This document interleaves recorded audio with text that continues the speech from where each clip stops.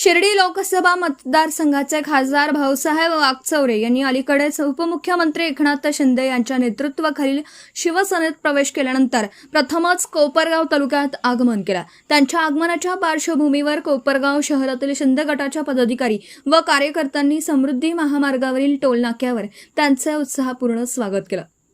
सोमवारी 23 जून सायंकाळी झालेल्या या स्वागत कार्यक्रमासाठी शिंदे गटाचे पदाधिकारी, कार्यकर्ते आणि समर्थक मोठ्या संख्येने उपस्थित होते। फुलांचे हार, घोषणाबाजी आणि जल्लोषाच्या वातावरणात खासदार वागचौरे यांचं स्वागत करण्यात आलं।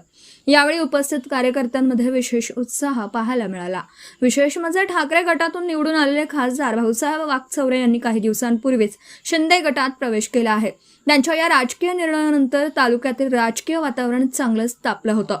त्याचवेळी ठाकरे गटातील काही पदाधिकाऱ्यांकडून वागचौरे यांना तालुक्यात येऊ देणार नाही अशा स्वरूपाची वक्तव्यही करण्यात आली होती। त्यामुळे त्यांच्या कोपरगाव दौऱ्याकडे राजकीय वर्तुळाचं लक्ष लागलं होतं। मात्र या सर्व घडामोडींच्या पार्श्वभूमीवर समृद्धी महामार्ग टोलनाक्यावर झालेल्या भव्य स्वागतामुळे शिंदे गटाने आपली ताकद दाखवून दिल्याची चर्चा राजकीय वर्तुळात रंगली आहे। यावेळी प्रसार माध्यमांशी संवाद साधताना खासदार वागचौरे यांनी विविध राजकीय विषयांवर आपली भूमिका मांडली। मतदारसंघात येत आहे, पुन्हा एकदा जोरदार स्वागत होते, काय पहिली प्रतिक्रिया?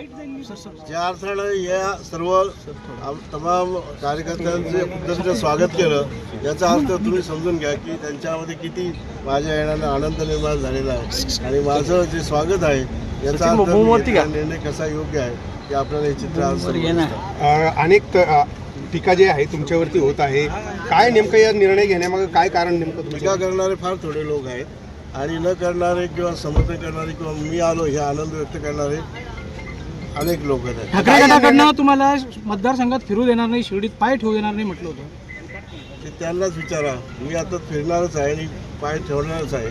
काय कारण? तुम्ही जे शिवसेनेत प्रवेश केलाय, काय कारण या सगळ्या गोष्टींची? याची कारणं मी तुम्हाला मागच्या वेळेला सांगितलेली आहे की ज्या पद्धतीने मी तुम्हाला मुलाखत दिलेली आहे, वारंवार त्या सांगण्याची गरज नाही। परंतु एक निश्चित आहे की मतदारसंघाच्या भल्यासाठी, तमाम जनतेच्या विकासासाठी मी खऱ्या अर्थानं जे पाऊल उचललंय ते माझ्या मते माझ्या विवेकबुद्धीनं बरोबर आहे अशी मला सांगते। निधी मिळत नव्हता का? निधी मिळत नव्हता का? वागचौरे साहेब, निधी मिळत नव्हता का? निधी मिळत नव्हता का? विरोधात असल्यामुळे विकास कामांना निधी मिळत नव्हता का? तुम्हाला नेमकं काय कारण आहे? विरोध काम दिसत नाही अमोल हे आहे की निश्चितपणानं जे काही प्रोजेक्ट या मतदारसंघामध्ये आणायचे आहेत, प्रामुख्यानं 2 वर्षामध्ये मी रेल्वेच्या बाबतीतले जे प्रश्न आहेत की आपला हा नाशिक ते पुणे रेल्वे मार्ग असेल किंवा हा बेलापूर ते परळी मार्ग असेल, यासाठी कंटिन्यू झगडतो आहे। दुसरी महत्त्वाची गोष्ट अशी की जे 115 TMC पाणी पश्चिमेला वाहून जाणारं जे पाणी आहे, ज्यामध्ये मी 9 ते 14 मध्ये आपल्या सर्वांना माहिती आहे की निवडणुकीच्या बाबतीमध्ये मी काय जो संघर्ष केला, त्याचप्रमाणे या पाण्यासाठी देखील त्याच वेळेला या मागण्या मी लावून धरल्या होत्या आणि त्याची खरे आता फलश्रुती आता निर्माण झालेली आहे। आणि 24 यासाठीचे प्रोजेक्ट पूर्णपणे आपल्या या घाटमाथ्यावरच्या म्हणजे जे खोरे आहेत, म्हणजे गोदावरी खोरा असेल, तापी खोरा असेल किंवा मुळा खोरा असेल किंवा प्रवरा खोरा असेल, या भागाला निश्चितपणे आणि प्रमुखतः आपला जो भाग आहे त्याला निश्चितपणे वरदान ठरणाऱ्या योजना आहेत। ते प्रकल्प कार्यान्वित झाल्यानंतर हे पाणी 115 TMC मधलं पाणी जरी आपल्या संपूर्ण भागात आलं तर आपला भाग हा अत्यंत निश्चितपणे जो नॉन इरिगेटेड आहे, जिथे आता पाणी मध्ये 8 TMC पाणी गेलं दर वर्षाला जात आहे, ते पाणी थांबेल आणि जो अजून सुजलाम व्हायचा भाग आहे तो राहिलेला भाग निश्चितपणे आपल्याला या पाण्यामुळे सुजलाम करतात। ठाकरे गटाचे नेते म्हणून तुम्हाला रस्त्याचे प्रश्न आहेत, अनेक विषय आहेत की ज्या विषयासाठी मी सतत संघर्ष करत आलो आहे, त्या करण्यासाठी मला या माध्यमातून निश्चितपणे काहीतरी जनतेच्या पदरामध्ये या विकासासाठी आणता येईल हा माझ्या मनात।